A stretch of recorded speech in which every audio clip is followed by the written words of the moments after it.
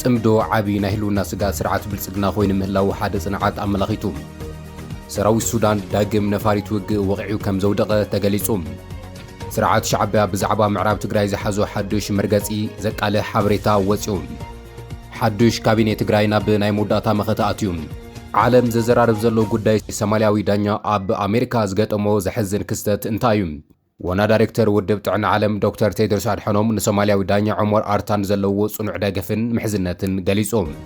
ናይዚዮምን ካልኦ ዝርዝር ምዕባለታት ሕዚ ክቐርብ እዩ ቻናልና ሰብስክራይብ ላይክ ሼር እንዳገበርኩም ተኸታተሉና ሰላምታና ኣብ ዘለኹም ክበጽሕኩም ኢና ተስፋ ንገብር ነዚ ቪድዮ እዚ ላይክ ጌርኩም ጀምርዎ ናብ ዝርዝሮም ክነብል ኢና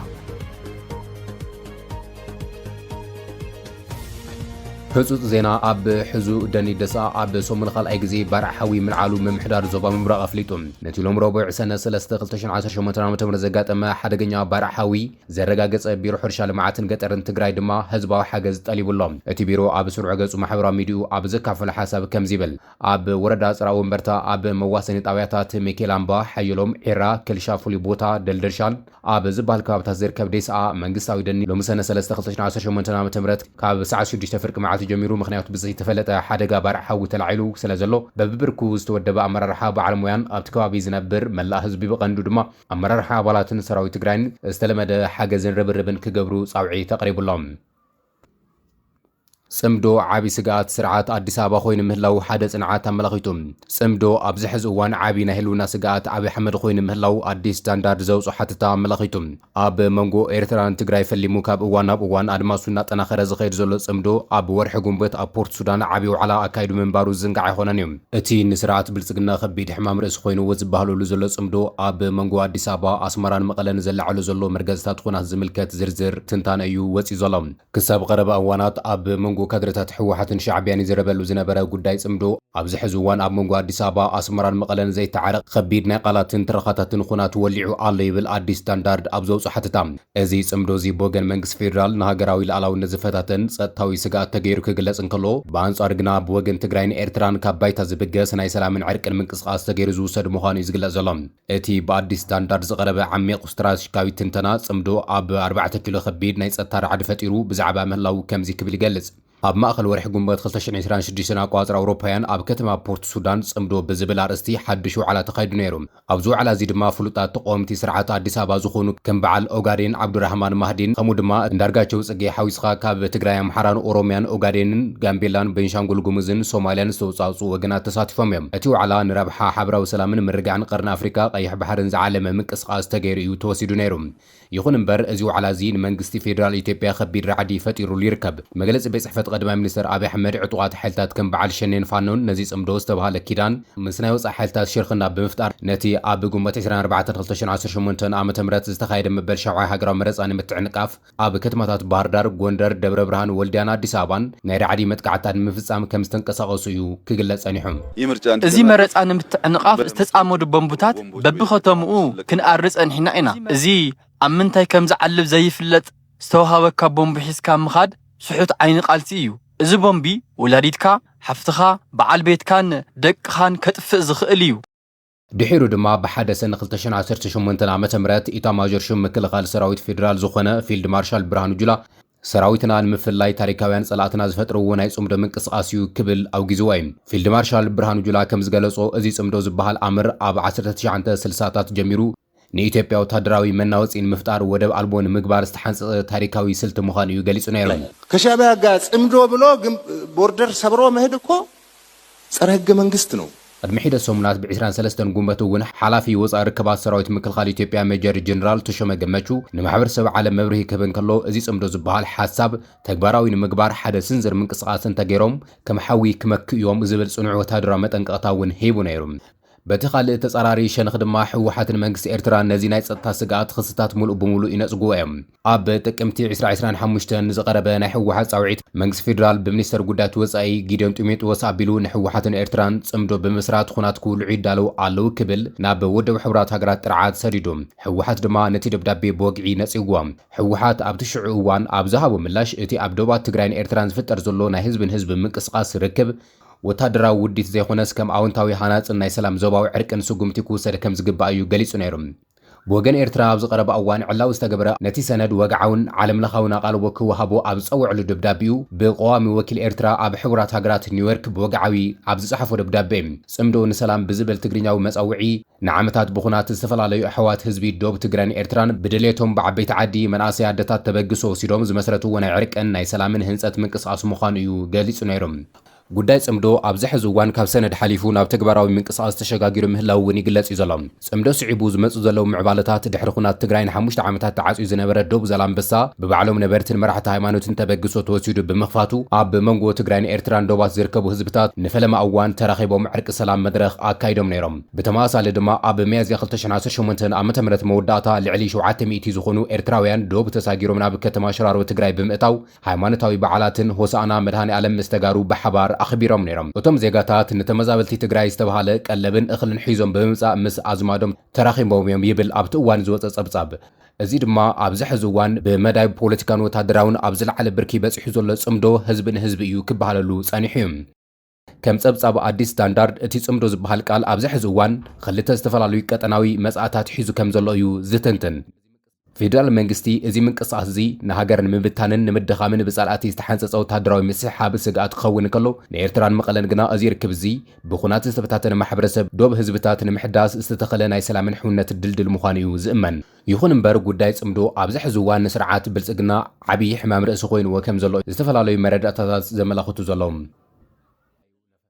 سراوي السودان داغماي نفاريت وغ وقع كم زودق تغليصوم اب سماي كارتوم ستتوكسو درونات حلتاتو صدغف RSF بسراوي السودان تمكيتوم كم زودقو تغليصوم اب دباويت كتما كومر خدما خبيد ناي اير متقعتات تفصيمم اللوم سراويت مكلخال السودان صاف تمال سولس اب سماي كلل كارتوم كبرو زفتنو استراتيجيكاوي درونات حلتاتو صدغف RSF بناي صر اير مكلخال اصوارو كم زفشلوميو سودان توريبون صبصيبو زلام بتي زنبرة ناي مكلخالي توخص دما اب كتماتات اورمان دومانن سمين كارتومن زسنبد خبيد ناي فنجرا دمزتات كسمع كم زو على يوتي صبصابا ملخيتم بتماسال دما مس دوب ኢትዮጵያ اب زدابو زوبا سمياوي ابال بولو ناي لتركب استراتيجيكاويت كتما كرموك نبلخل اي غزي اب سومنزي بدرون خبيد دبداب تفصيمم معقل زينا سودان توريبون كاب نبرتي اتكابي رخيبيو الو بزرغو حبريتا مسرت صر اير اصوار سراوي سودان اب سميناوي سمين كارتوم سمين معرابو اوردمارن ناي سراويت مكلخال مقمطي ماخل زلوا بوتا خبيد ناي صار درون مكلخل ميسايلات كتكوس كم زو علي تغليصوم حدا ناي حالتات تصص دغف درون اب سمين معراب اوردرمان اب زركه وتادرا معسكر نمدمساس كفتن كلو بمكلخل حالتات تمكيتو علامو كيوقع كم زو ورد ايو تغليص زلام بتماسال دما اب مبرق النيل كبراز فتنا درونات زتهارما خوينن كساب حزيز بصحنا هيوت كيسارا كم زي لستغلص خوينو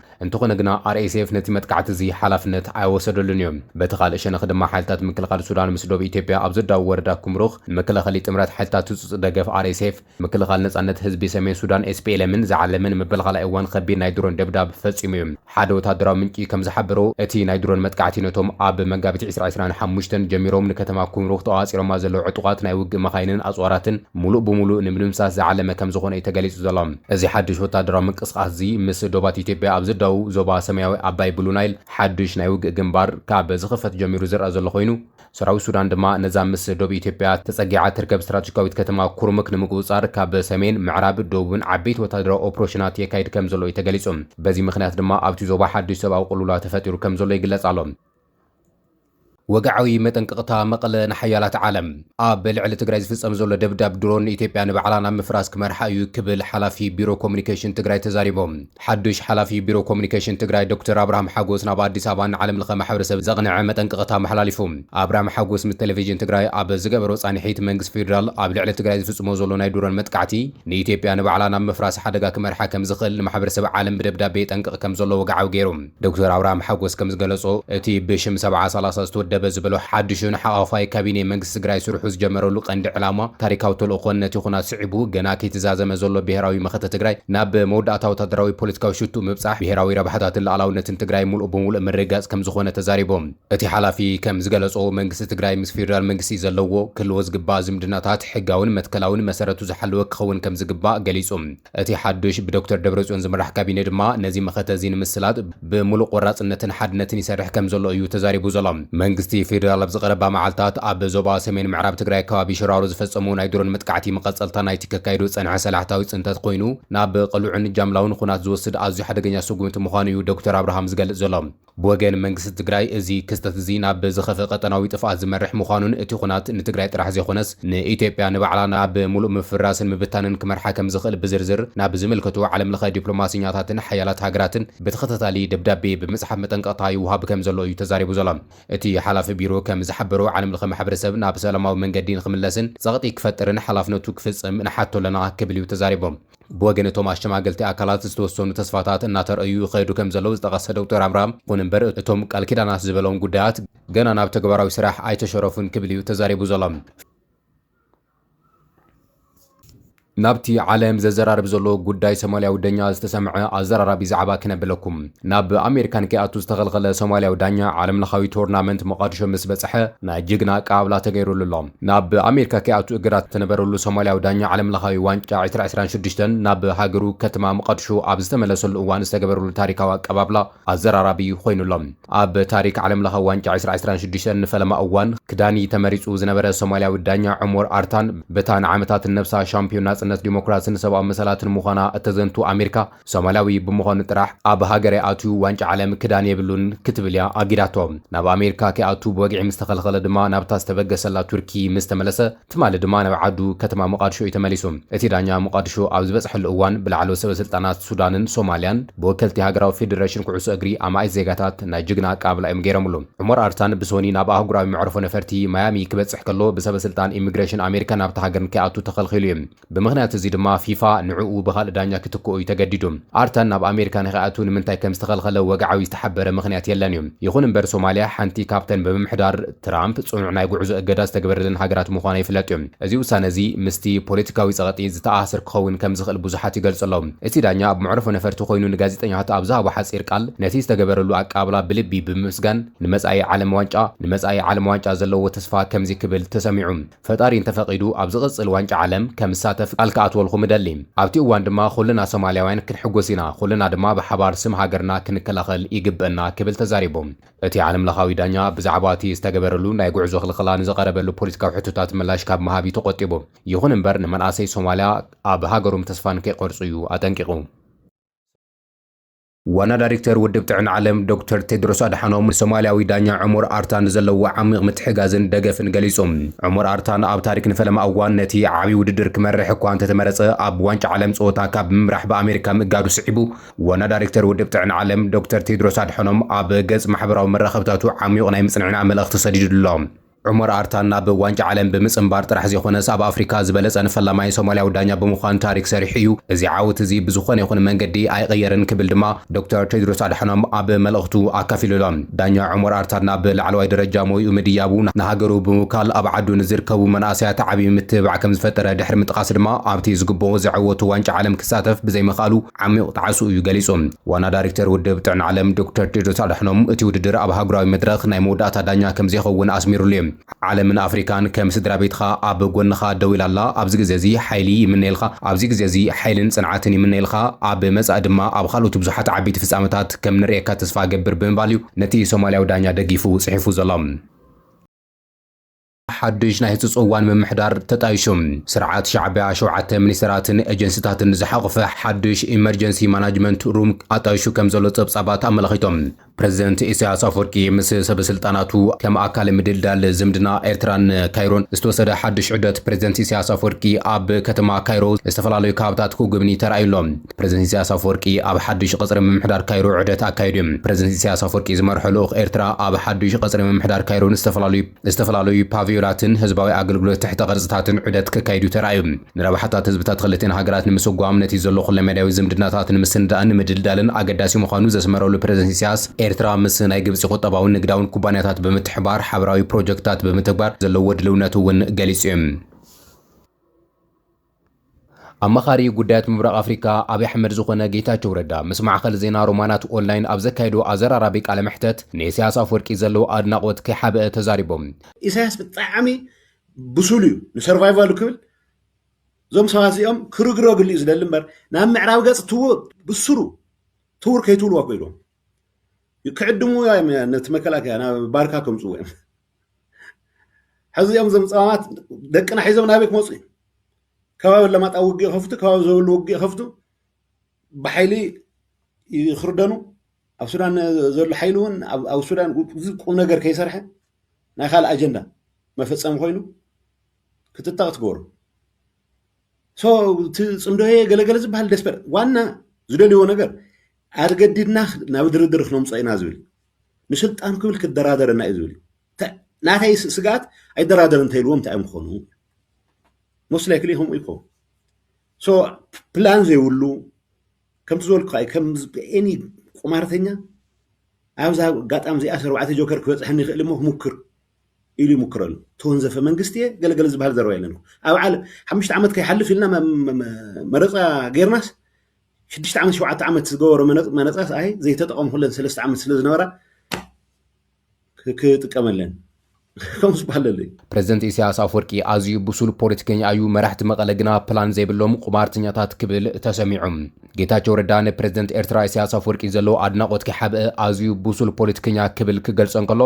ነቶም ኣብ መቐለ ዘለዉ ናይ ሕወሓት መራሕቲ ግና ወታደራዊ ፕላን ዘይብሎም ቁማርተኛታት ክብል ብትሪ ነቒፎም እዮም ኢሳያስ አፈወርቂ ብኩሉ ክንሪኦ ከለና ብጣዕሚ ብሱል ፖለቲከኛ እዩ ክብል ኣድናቆቱ ገሊጹሎም ንሱ ከም ዝገልጾ ኤርትራ ሰፊሕ ወታደራዊ ዓቕምታት ስትራቴጂካዊ ዴብ ስለ ዘይብላ ፕሬዝደንት ኢሳያስ አፈወርቂ ድማ ዝኾነ ይኹን ሓይሊ ናብ ወታደራዊ ዶባት ኤርትራ ክጽጋዕ ፍጹም ከም ዘይደሊ እዩ ገሊጾም ኣብ ዶባት ኤርትራ ዝበጽሕ ሓይሊ ኣስመራ ንምእታው ኣዝዩ ቀሊል ብምዃኑ ብዝኾነ ይኹን መንገዲ ውግእ ካብ ዶባቱ ክርሕቐሉ ከም ዝመርጽ እዩ ተዛሪቦም ኢሳያስ ዝኾነ ይኹን ኩናት ካብ ዶባቱ ንምርሓ ከም ሰርሕ እውን ጌታቸው ወሲኹ ተዛሪቦም እቲ ናይ ኤርትራ ምክልኻል መስመር ክሳብ ሱዳን ዞባ ባርካ ንኽወርድ ዝገበረሉ ምክንያቱ እውን ነዚ ጸጥታዊ ውሕስነት ንምውሓስ ከም ዝኾነ እዩ ዝዛረብ ዘሎ ጌታቸው ኢሳያስ አፈወርቂ ነዚ ስትራቴጂ እዚ ንምዕዋት ድማ ነቶም ደናቁር ጸማማት እናበለ ክገልጾም ዝወዓለ ፖለቲካውን ወታደራውን መራሕቲ ትግራይ እናቱ ዞባዊ ረብሓታት መሳርሒ ከም ዝገበሮም እዩ ጌታቸው ተዛሪቡ ዘሎ ስለዝኾነ ድማ ነቶም ናይ ትግራይ ጀነራላት ናብ ምዕራብ ትግራይ ቅልቅል ከይብሉ ኣጠንቂቕዎም ክብል እዩ ጌታቸው ተዛሪቡ ዘሎ እዞም መራሕቲ እዚኦም ንመናእሰይ ትግራይ ሒዞም ናብ ዘይተደለየ ግንባራት ብሓይሊ ብምውሳድ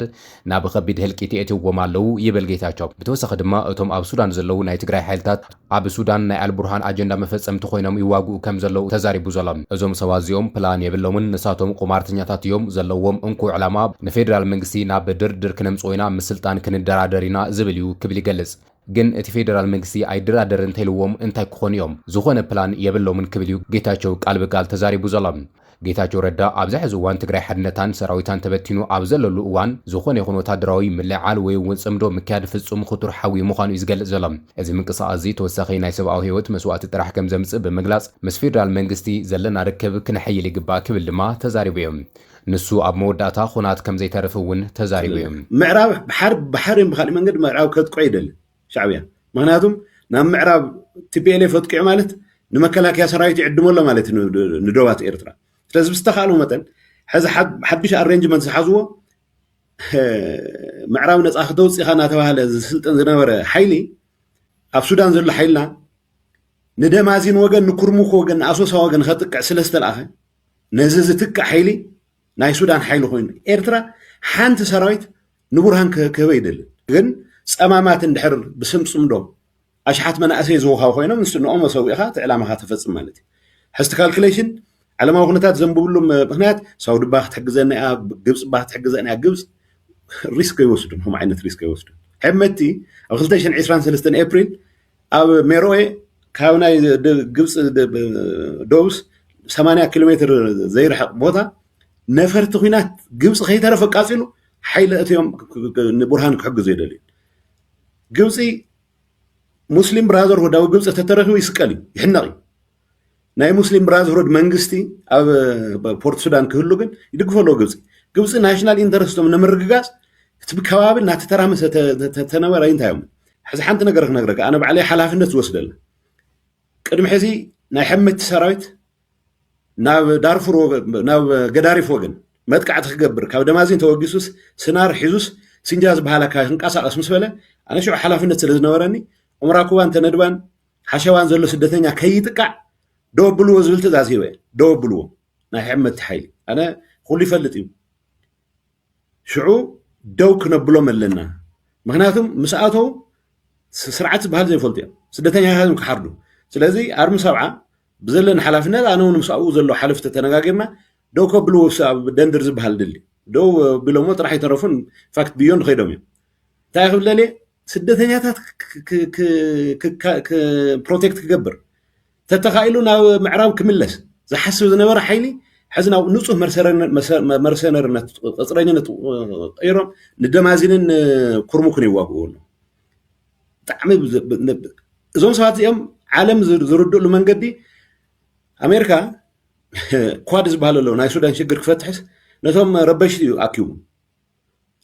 ኩሎም ዕርክቱ ስለ ዝኾኑ ንትራምፕ ሳውዲ ኣላ ኤምሬትስ ኣላ ግብፅ ኣላ ነቶም ሽግር ፈጠርቲ ዝበሃሉ ኣኪቡ እዩ በይዛኹም ተረዳዲኹም ገበርዎ ክብል ሱትን ዘሎ ናተና ጉዳማት ግን ብናቶም መረዳዳ ኣብዚኣ ተሳቲፎም ናይ መንግስቲ ኢትዮጵያ ከውድቑ እዮም ናይ ሳውዲ ናይ ገለ ናይ ዓለም ድጋፍ ክህልዎም ከምኡ ዝበሃል ካልኩሌሽን የለን ሳውዲ ነቶም ሓውልቲ ዘለው ፀማማት ክትብል ትኸፍሎ ኢንተርናሽናል ዲፕሎማሲያዊ ዋጋ የለን ከምብዎ ይኹንን ኣብ ሱዳን ዘሎ ትርምስ ናይ ሱዳን ሽግር ክትፈትሕ ናይ ምስ ናይ ሙስሊም ብራዘርሁድ መንግስቲ ተባሂሉ ዝውቀስ ዘሎ ናይ ቡርሃን ባዕሉ ሙስሊም ብራዘርሁድ ኣይኮነን ግን ንያስር ዓጣ ዞም መኽረርቲ ዝበሃሉ ካብ ሰለፊ ይኹን ካብ ኢኽዋኒ ምስተኣኻኹ ሓይልታት ዝገበርዎ እንቅስቃስ ኣንጻር ህዝቢ ናይ ሕመት ሕመቕ ንቡርሃን ጥዕና ማለት ይኹን ናይ ቡርሃን ዝተፈለየ ቅንዕና ዝገልጽ ይኹን ስለዚ ናትና ሓይሊ ኣብ ደማዚንን ኣብ ኩርሙክን ቢዮንድ ተተኻኢሉ ምስ ሸኔውን ተኣሳሲርካ ኣዲስ ኣበባ ክትሓዘለይ ዝኩሉ ሕዚ ዝምግባር ድማ እቲ መንእሰይ ናይ ውግእ ድልየት ስለ ዘይብሉ ብፍላይ ኣብ ሸረሪን ኣብ ገለ ምዕራብ ክንሕዚ እናተኢልካዮ ናይ ሓቁ ስደተኛታት ክምልስ ክዋጋእ ምኽኣለ ሕዚ እንታይ ምክንያት ኢኻ ኢኻ ደማዚንን ኩርሙክን ወሲድካ ኣብ ዘይፈልጦ ዓዲ ክተሰብኦ ላሕቲ ነዚኣ ንምትካእ ድማ ካብ ከባቢታት ኣድያቦ ዝነበረ ሓይሊ ኣልዕልካ ንሱዳን ሓልዋ ናይ ቡርሃን ደዋት ክትገብር ትንቀሳቀስ ኣለካ ዓለም ዘንብብሉ መንገዲ ጉጉእ እዩ